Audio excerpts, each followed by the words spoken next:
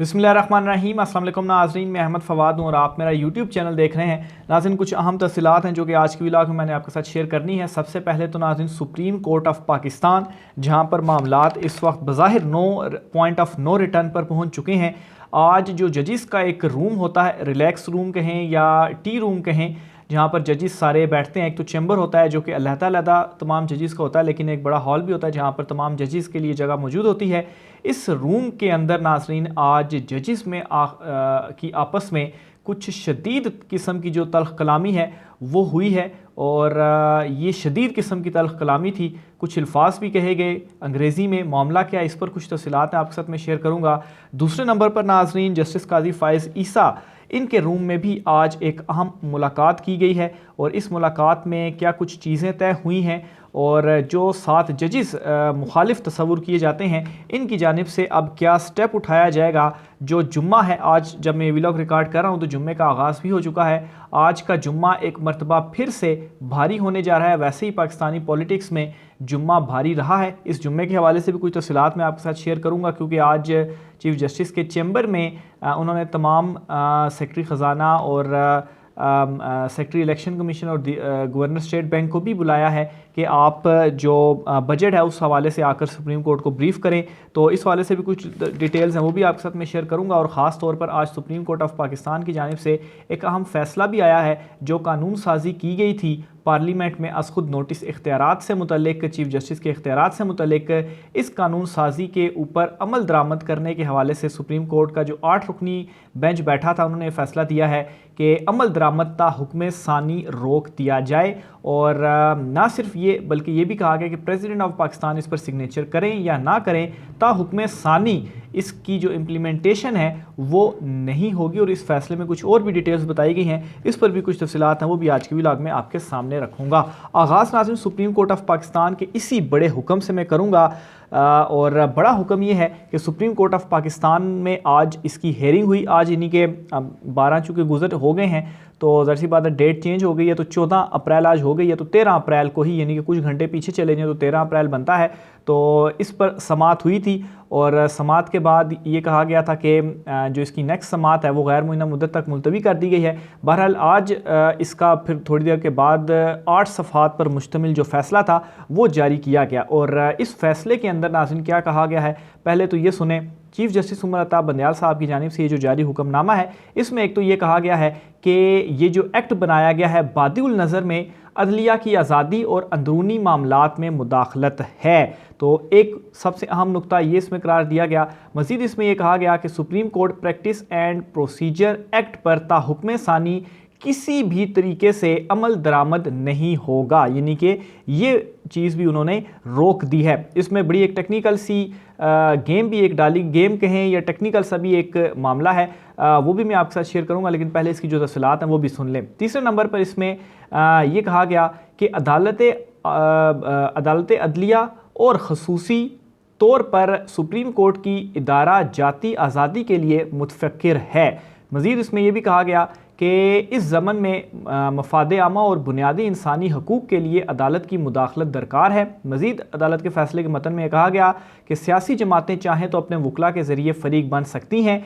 जिसके पास कानून रेगुलेट करने की ताकत हो वो इसको तबाह करने की भी ताकत रखता है। मौजूदा केस में अदलिया की आज़ादी की तबाही का ख़दशा है। तो ये भी जो एक नुक्ता है वो इस फैसले में बड़ा अहम लिखा गया। और इनडायरेक्ट जो इशारा था वो किसकी तरफ था, वो पार्लियामेंट की तरफ था कि ठीक है आपके पास इख्तियार है कानून को बनाने का, रेगुलेट करने का, लेकिन आपके पास अगर ये ताकत है तो फिर आप इसको तबाह करने की भी जो ताकत है वो कर रहे हैं। और मौजूदा केस में ये समझा गया है कि अदलिया की आज़ादी की तबाही का ख़दशा मौजूद है। मज़ीद अदालत ने अपने इस फैसले में कहा कि सुप्रीम कोर्ट के कवानीन में रद्दो बदल का इख्तियार है। क्या मतलब, क्या मुकन्ना को, यानी कि क्या पार्लियामेंट को इसमें रद्दो बदल का इख्तियार है। वाज़ेह होना ज़रूरी है पार्लियामेंट आर्टिकल 191 में इख्तियारात में रद्द-ओ-बदल का इख्तियार रखती है या नहीं। तो बहरहाल ये कुछ अहम 3-4 इसके नुकात हैं जो कि इस फैसले में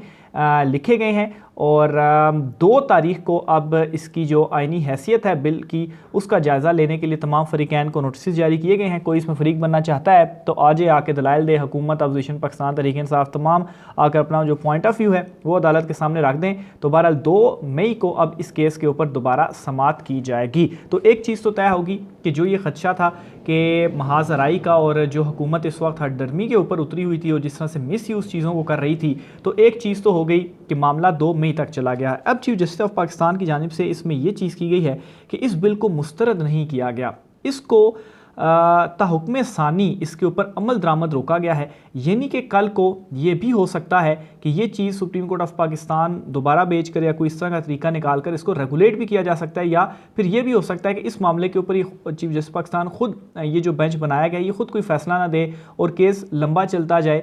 लेकिन इस पर जो अहम नुक्ता है वो ये है कि एक तो इसको मुस्तरद नहीं किया गया, ताहुक्म सानी रोका गया है, यानी कि बाद में फिर इसको मज़ीद देखा जाएगा। और फिलहाल जो सारे का सारा फोकस जो कि supreme court of Pakistan indirectly बताना भी चाह रही है वो ये है क्योंकि तौहीन अदालत का जो मामला है वो भी अभी तक इस हुकूमत के ख़िलाफ़ नहीं खुला, तो सिर्फ़ और सिर्फ फोकस इस वक्त सुप्रीम कोर्ट का भी इलेक्शंस पर है और पहले इलेक्शंस और फिर उसके बाद ये जो तमाम तर चीज़ें हैं वो देखी जाएंगी। क्योंकि अगर अभी से ये सारा जो कटा है वो खोल दिया जाए तो फिर फोकस इधर रहेगा या उधर रहेगा, तो इसलिए एक तरफ जो फोकस है वो होना चाहिए। तो बहरहाल ये सुप्रीम कोर्ट ऑफ पाकिस्तान की जानिब से ये बहुत ही अहम फैसला है जो कि आज आया है। दूसरी तरफ नाजरीन, जो सुप्रीम कोर्ट ऑफ पाकिस्तान में पॉइंट ऑफ नो रिटर्न की तरफ चले गए हैं, जो आज लड़ाई हुई है, जो तल्ख कलामी हुई है, इस पर कुछ तफसीलात आपके साथ मैं शेयर करूंगा। लेकिन इससे पहले ये 2 ट्वीट्स हैं वो मैं आपके सामने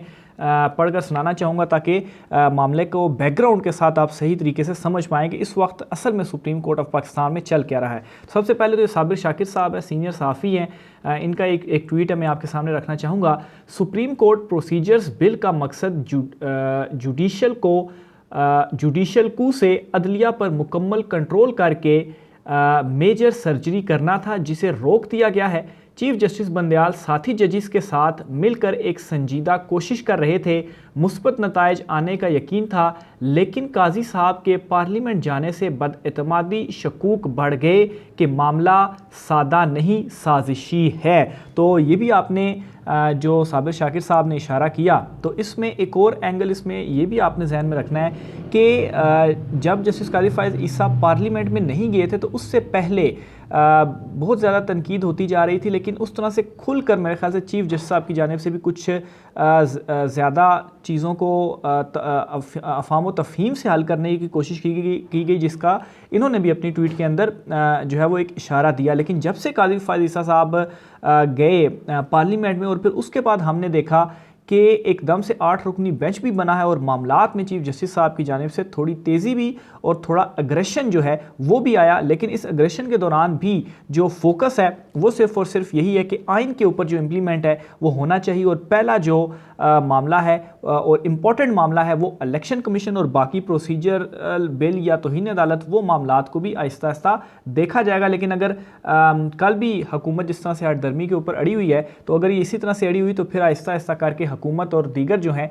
वो भी फारिग होंगे। तो एक चीज़ तो ये आपने जहन में रखनी है, क्योंकि आगे चलकर कुछ इंपॉर्टेंट चीज़ें बताने जा रहा हूँ। दूसरे नंबर पर नाज़रीन सीनियर सहाफ़ी हैं फ़याज़ राजा साहब, इन्होंने बड़ी एक इंपॉर्टेंट ट्वीट की है और इस ट्वीट को भी समझने की ज़रूरत है। लिखते हैं कि मामला इतना सादा नहीं है, आइन के साथ खड़े 8 जजों में एक मौजूदा और 4 मुस्तकबिल के चीफ जस्टिस हैं। यानी कि जो ये 8 रुकनी बेंच है, या जिसको हम ख्याल बेंच या 7-8 की जो 2 डिवीज़न की गई है, और ये जो 8 जजेस हैं, इनमें 5 जजेस ऐसे हैं जो कि चीफ जस्टिस बनने जा रहे हैं। एक तो मौजूदा चीफ जस्टिस और 4 मुस्तकबिल के चीफ जस्टिस हैं। इसलिए मामला इतना सादा नहीं है, क्योंकि हम ख्याल का फिर मतलब ये हुआ कि सारे एक ही जो है वो एक साइड पर खड़े हुए हैं, यानी कि आइन की साइड पर खड़े हुए हैं। तो फिर मामला सिर्फ चीफ जस्टिस उमर अता बंदयाल साहब की हद तक नहीं होगा, ये मामला फिर आगे भी चलेगा और आगे के भी चीफ जस्टिस साहब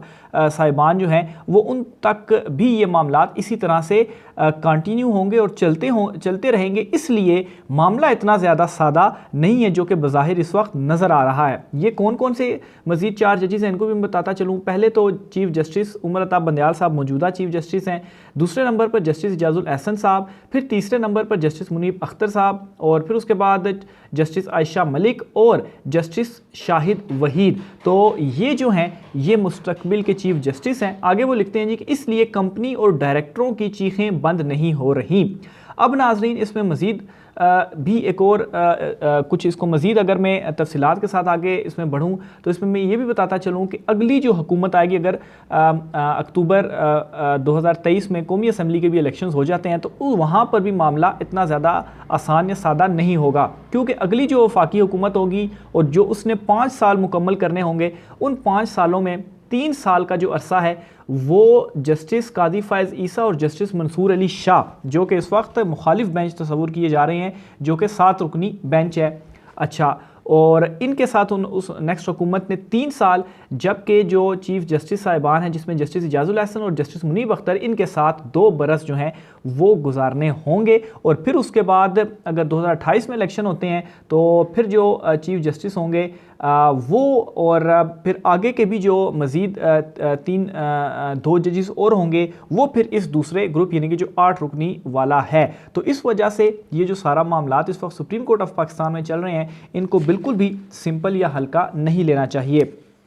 पॉइंट ऑफ नो रिटर्न की जो बात की है वो ये है कि आज जो एक टी हॉल था या जो अलहदा से जजेस के लिए एक रूम होता है, वहाँ पर वो बैठते हैं या गपशप करते हैं या खाना या चाय वगैरह जिस तरह से आम रूटीन में होती है, तो वहाँ पर भी सुप्रीम कोर्ट में भी ये एक रूम मौजूद है, एक बड़ा हॉल मौजूद है। इसके अलावा अपने अपने चैम्बर्स भी हैं जहाँ पर जजेस के उनके अपना अपना एक अलहदा से भी रूम मौजूद है। तो बहरहाल इस हॉल में, इस टी रूम के अंदर कुछ सख्त और शदीद किस्म के जो जुमले हैं उनका तबादला हुआ है।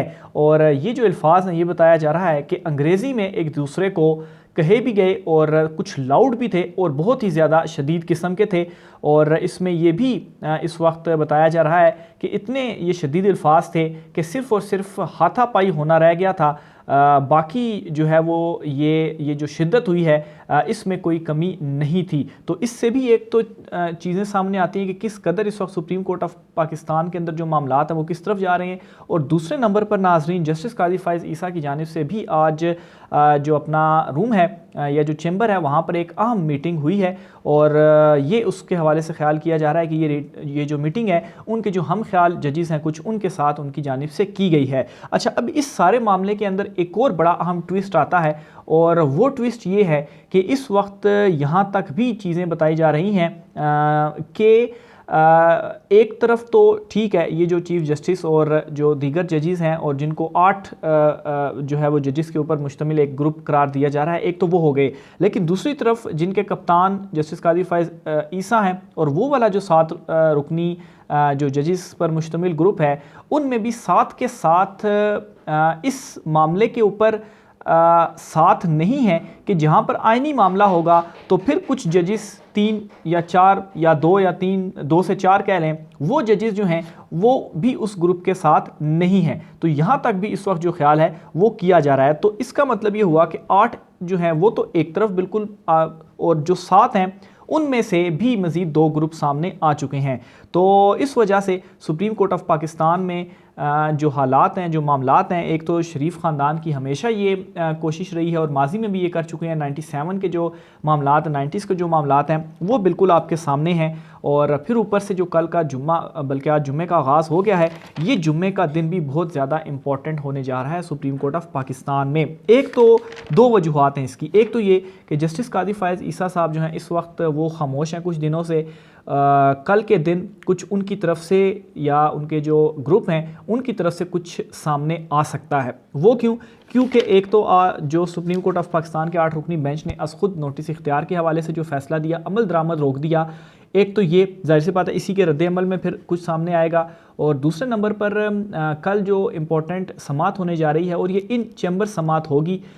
इस समात के अंदर क्या होना है, गवर्नर स्टेट बैंक, सेक्रेटरी ख़जाना, सेक्रेटरी इलेक्शन कमीशन और दीगर जो हैं वो आएंगे, तमाम रिकॉर्ड देंगे और बताएंगे कि उनके पास इस वक्त क्या क्या सहूलियात हैं, इलेक्शंस के हवाले से वो फ़ंड जारी कर सकते हैं, फ़ंड जारी नहीं कर सकते। और जाहिर सी बात है इसमें कोई दो राय नहीं है कि फ़ंड जारी किए जा सकते हैं। जो कुछ पिछले दिनों में हुआ, 76 अरब रुपए के तरक्याती फ़ंड जारी किए गए, दीगर जो इनकी काबीना है और बहुत सारे मामला चलाए जा रहे हैं, तो मेरा नहीं ख्याल कि इस तरह कोई ब्रीफिंग दी जा सकेगी कि हमारे पास पैसे नहीं और हम फ़ंड जारी नहीं कर सकते। तो बहरहाल पहले तो सुप्रीम कोर्ट ऑफ पाकिस्तान ने मेरे ख्याल से ये देखेगी कि फ़ंड जारी हो सकते हैं, यहाँ से मामले को हल किया जाए, फिर सिक्योरिटी का मामला हल किया जाए और उसके बाद पहले मेक श्योर कर लिया जाए कि इलेक्शन होंगे और फिर उसके बाद ये जो दीगर तमाम तर मामला हैं इनको चूँकि थोड़ा डिले में भी डाल दिया गया है, तो इलेक्शन हो जाएँ फिर उसके बाद इन मामला को भी देखा जाएगा, क्योंकि आइन की जो खिलाफ वर्जी है वो तो की गई है। राय के साथ कीजिएगा। आज के व्लॉग से इतना ही, मुझे इजाज़त दीजिए। अल्लाह हाफ़िज़।